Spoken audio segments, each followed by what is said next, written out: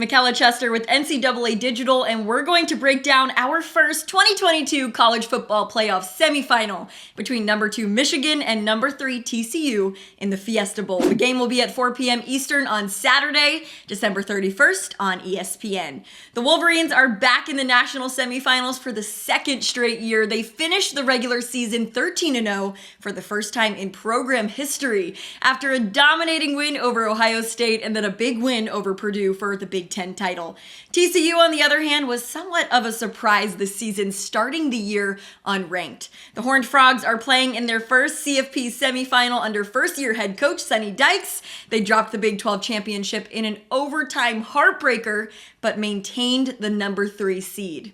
So let's dig in. Both teams have high-scoring offenses. In fact, they sit back-to-back in the national rankings at number 6 and 7 in scoring offense, both averaging over 40 points per game. The Wolverines rank in the top 5 in rushing, but are without star running back Blake Corum after undergoing knee surgery. But sophomore Donovan Edwards rushed for 401 yards and 3 touchdowns in Michigan's past 2 victories, so a pretty suitable replacement there.